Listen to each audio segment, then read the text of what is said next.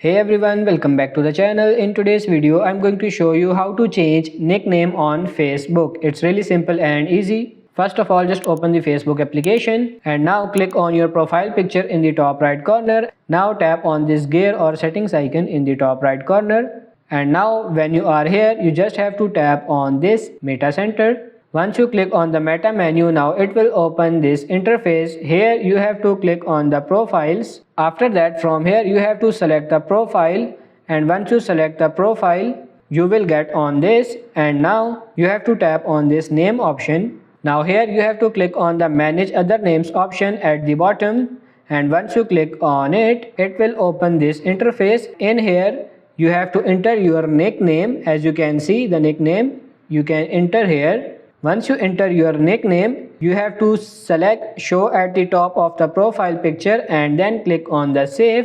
After that, your nickname has been added to your profile. So that's pretty much it for this video. I hope this video was helpful. If it is, like it and subscribe to the channel. Thank you.